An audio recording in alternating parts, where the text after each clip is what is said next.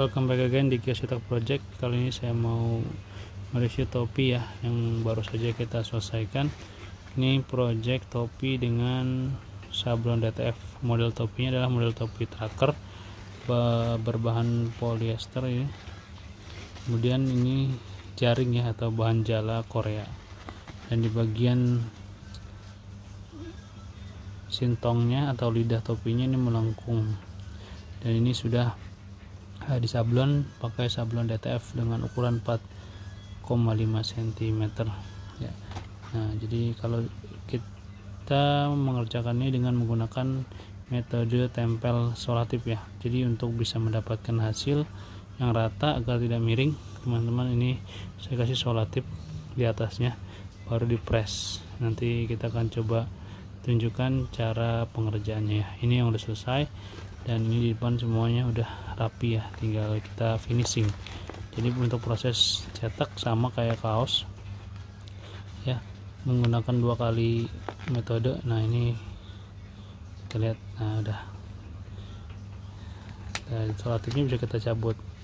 Nah, ini dia solatifnya yang untuk membantu penempelan pada saat proses penyablonan, sehingga gambar atau objek sablon tidak bergerak atau berpindah ke posisi lain. Ini yang sudah selesai press pertama ya, belum di finishing. Nah, untuk cara finishingnya juga ada metode atau cara khusus untuk memfinishing sablon di topi ini supaya tidak meleleh ya nanti, atau tidak mengkerut saat proses finishing. Untuk caranya lebih lanjut nanti kita akan bahas di video ini ya. Ini saya review dulu.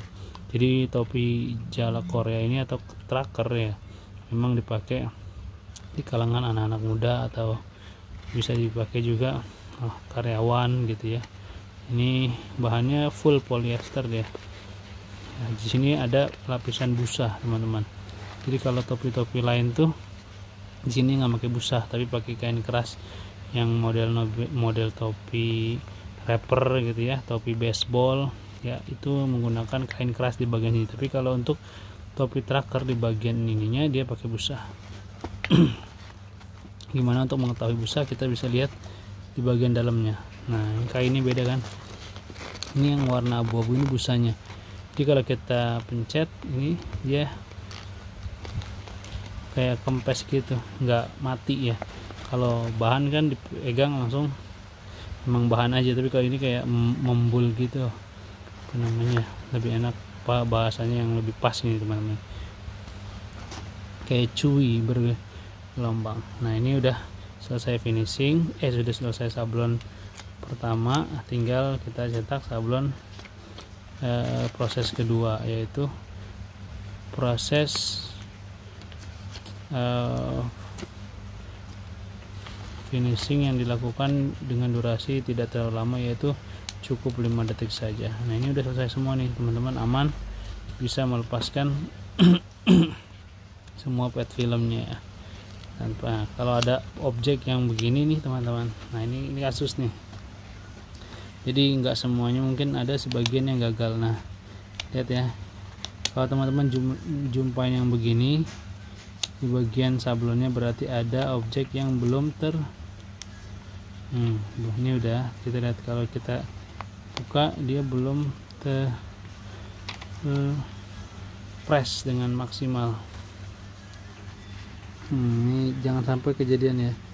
Ini kalau teman-teman lihat sendiri ini, nah ini masih bergeser, belum nempel, lihat. Nah, ini disebabkan mungkin area cetaknya bagian panasnya tidak terkena di bagian objek tersebut. Jadi dari keseluruhan logo R ini yang belum kena panas secara merata di bagian ininya ya, teman-teman. Ini harus dihindari ya, supaya nanti teman-teman gak ngalamin kegagalan serupa.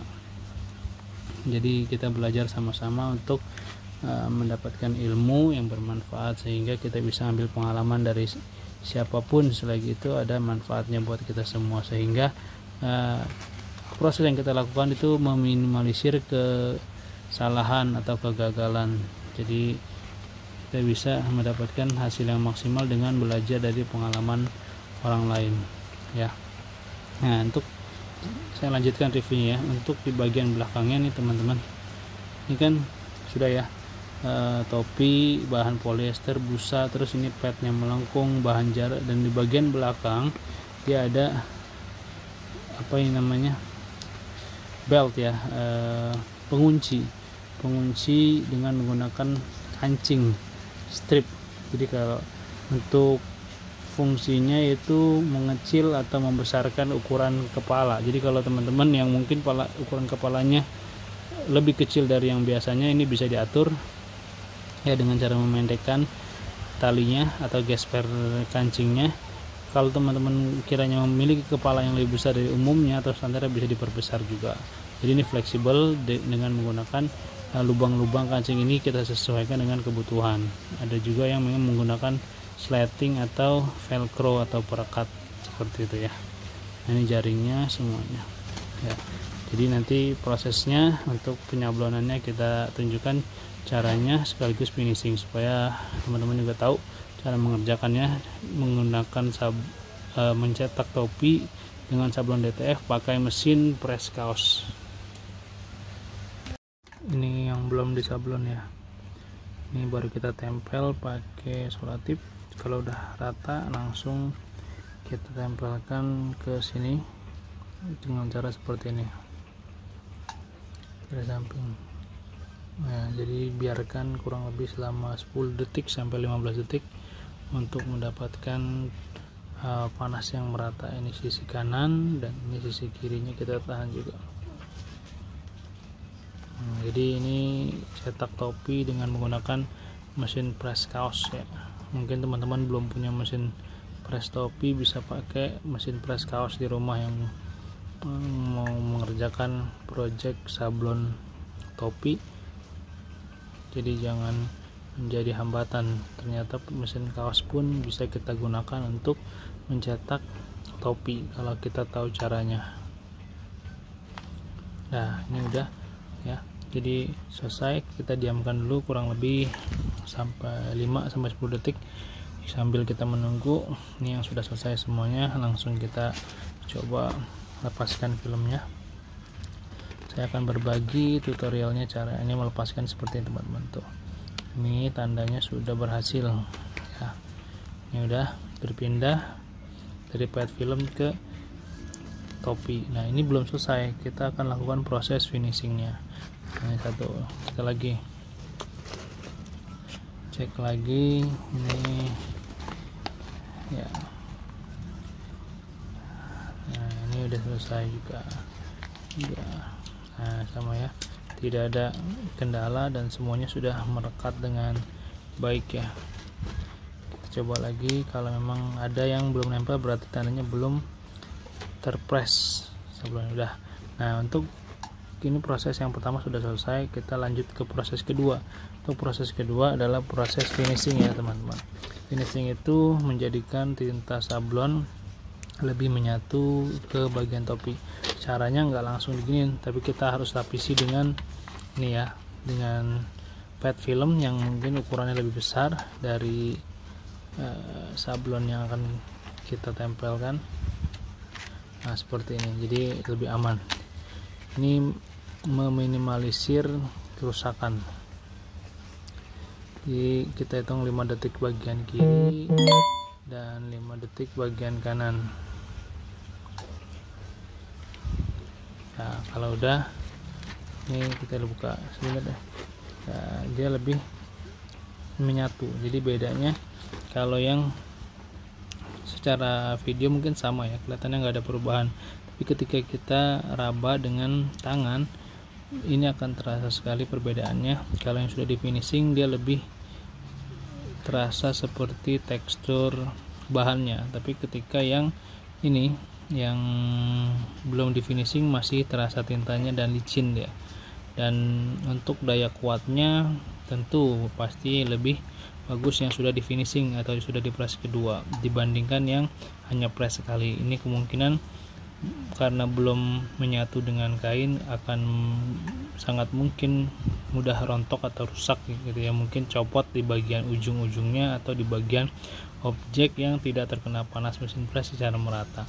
seperti itu ya. Jadi teman-teman untuk finishing jangan langsung begini ya, ini bisa mengakibatkan kerusakan pada sablon karena tintanya langsung mengenai area elemen mesin press atau elemen panasnya. Tapi kita lapiskan dulu seperti ini ya, lalu seperti ini. Untuk waktu kita kan nggak jalan, jadinya biarkan saja, kita pakai manual saja dengan jam atau hitungan manual seperti ini. 1 2 3 4 5 6 7 8 9 10. Nah teman-teman bisa merasakan perbedaannya ya, jadinya yang sudah di finishing dengan tidak itu berbeda ya, lebih halus ya, maksudnya halus itu menyatu dengan kain dan rasanya rasa tekstur kain, bukan lagi rasa tekstur sablonan gitu ya. Kira-kira demikian video kali ini untuk review topinya dan proses sablon, cetak sablon topi menggunakan DTF dan mesin press kaos ya. Terima kasih sudah nonton video ini sampai selesai. Jangan lupa teman-teman untuk dukung terus channel kami Kios Cetak Project untuk bisa memberikan update video terbarunya. Terima kasih sekali lagi, sampai jumpa di video selanjutnya. Wassalamualaikum warahmatullahi wabarakatuh.